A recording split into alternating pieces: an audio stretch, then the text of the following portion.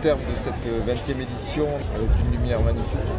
Peux-tu nous donner à chaud ton impression de cette fête? Alors, il y a plusieurs points à aborder. C'est une fête un peu particulière cette année, puisque déjà il y a eu un énorme succès, je pense, au niveau de la fréquentation. Une meilleure organisation que les autres années, puisque du fait qu'on accueille ces grands voiliers, la fête du vin s'est étendue sur un peu plus de 2 km, donc ce qui est quand même énorme d'un point de vue facilité, d'accessibilité, autant pour les gens qui exposent, autant pour les gens qui visitent.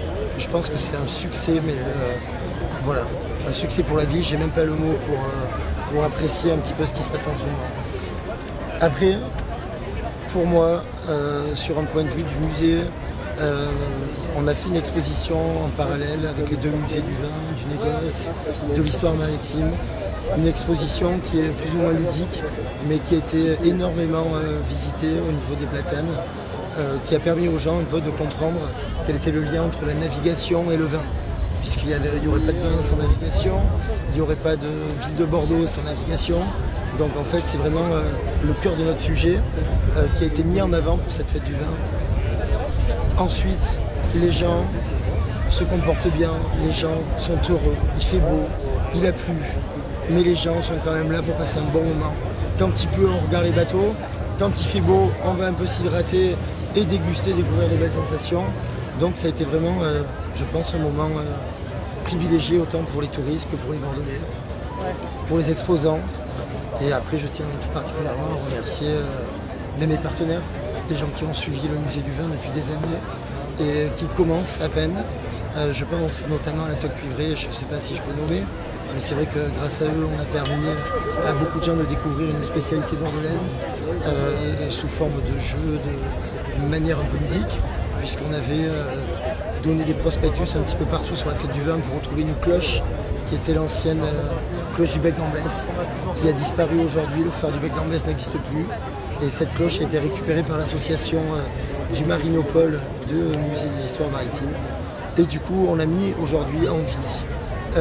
Pour faire hommage aussi à la 20e année de mort de M. Tabarly, c'était le 13, et à Daniel Binot qui nous a permis aujourd'hui de regrouper un collectif qui s'intéresse à la marine. Après le vin, je ne vais pas en parler parce que c'est ma passion et je n'ai même plus assez de voix pour pouvoir vous dire tout ce que je pense du vin, du négoce qui fait ma vie, tout simplement. Maintenant, est-ce que tu peux revenir maintenant, ça fait plusieurs années que tu fais cette fête du vin, est-ce que tu peux faire une comparaison de cette année qui est un peu exceptionnelle avec la regatta, avec les années précédentes, comment tu as abordé cette nouvelle édition? Alors édition, c'est vraiment, je pense que c'est un événement que je ne reverrai peut-être pas à Bordeaux malheureusement, puisqu'en fait il y a un événement une année sur l'autre, ça chevauche entre la fête du vin et la fête du fleuve. Donc forcément d'avoir les deux réunis, ce qui paraît totalement logique dans notre ville, pourquoi faire une fête du vin et une fête du fleuve? On devrait tous les ans faire exactement le même type de fête. Le changement qu'il y a par rapport aux autres années, c'est que du fait qu'on ait des bateaux avec des volumes énormes, ça permet aux gens aussi d'élargir l'espace d'exposition. Et du coup, comme je disais au départ, on a des quais aujourd'hui qui sont depuis le pont de Pierre jusqu'au hangar 14, jusqu'à la rue Bory, jusqu'au musée. On a des quais qui sont remplis, aérés, les gens sont bien. Et vous voyez, il n'y a pas de mots pour décrire ce qui se passe. On a une bonne ambiance à Bordeaux, on a une belle ville. Et comparé aux autres années où on reste restreint sur des petites surfaces, les bateaux ont permis d'agrandir et d'aérer cette belle fête du vin. Et donc, pour ma conclusion, ça sera plutôt pourquoi se poser la question à faire une fête du fleuve et une fête du vin, pourquoi pas tous les ans faire une fête à Bordeaux, parce que Bordeaux c'est le fleuve et le vin.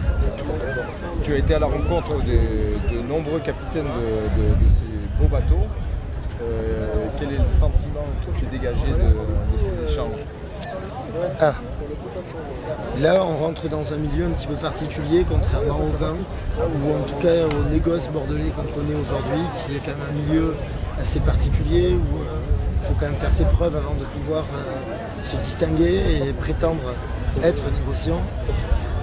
Dans la marine, c'est une histoire d'homme. Et quand on va voir capitaine d'un petit bateau, comme d'un énorme bateau, on rencontre un homme avant tout.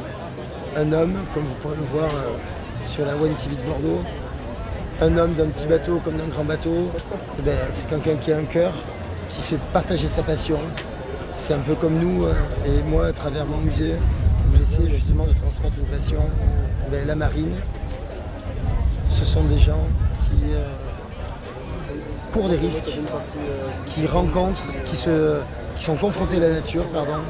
Et la nature, quand on est sur la mer, ben, voilà, ça crée des osmoses et une humilité qu'on a aussi sur terre quand on est vigneron, parce que quand on veut exprimer son terroir, c'est un peu comme faire avancer son bateau. Donc l'humilité chez les hommes, autant chez les viticulteurs, mais qui sont rares. Et je mettrai une mention particulière à M. Berrouet, parce que c'est quelqu'un d'humble et qui jusqu'à présent a toujours fait parler des terroirs avant de faire parler de sa personne. Les marins, ils essaient de faire parler leur bateau à travers leur force, parce qu'en fait la nature est tellement compliquée quand on jongle le vent et l'eau. L'homme il est tout petit à côté. C'est pour ça que les rapports qu'on a pu avoir en allant offrir un petit souvenir de Bordeaux à toutes ces personnes, tous ces capitaines de bateaux, petits ou grands comme je vous disais, ben on a rencontré en définitive le même type de personnage. Les bateaux écoles, il y a des règles. Les bateaux militaires, il y a des règles. Les bateaux associatifs, c'est complètement différent. En revanche, les capitaines, c'est comme les présidents. C'est des hommes. C'est des hommes. D'accord. Donc, tu as eu le privilège d'être présent sur cette édition. Je pense que tu as des personnes à remercier, que ce soit le Marine Lab, que ce soit aussi la municipalité. Effectivement, la participation cette année à cette belle fête m'a été offerte par Bordeaux Grands Événements, puisque le musée du vin et le musée d'histoire maritime, qui sont rue Bory, dont je suis membre fondateur des deux côtés forcément, a été sollicité pour pouvoir préparer une exposition au grand public, et donc sous les platanes comme je disais tout à l'heure. Et effectivement,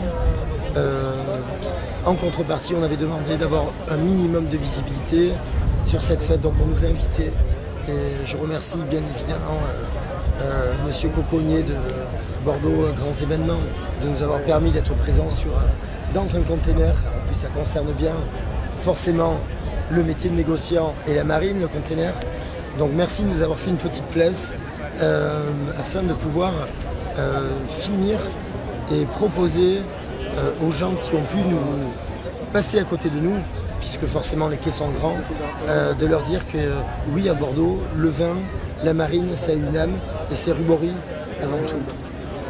Donc mes partenaires du jour, les gens qui nous ont soutenus réellement, ben, c'est les gens qui nous accueillent, c'est Bordeaux Grands Événements, c'est l'école du vin, c'est le CIVB, c'est la mairie de Bordeaux, c'est bien forcément le département, la Gironde, la Nouvelle-Aquitaine. La Nouvelle-Aquitaine aujourd'hui, je pense qu'on a soudé de vraies valeurs entre non seulement les AOC du vin, mais toutes nos appellations d'origine contrôlée. Il y a des vaches dans nos régions. On peut les goûter dans notre région, suivant où on les goûte, on n'a pas les mêmes saveurs, c'est comme nos vins. Et nos fleuves à remonter, il y en a 5. Et honnêtement, le Lyon qui est représenté pour une nouvelle région, qui représente les 5 principaux canaux qui ont été aussi les canaux de la vie pour transporter, pour vivre.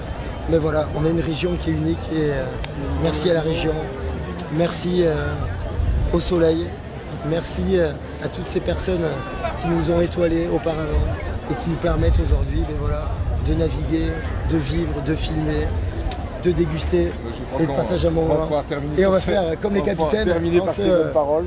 Merci beaucoup. Et puis on va aller boire quelques derniers. On va aller se boire quelques derniers verres. Allez, c'est parti.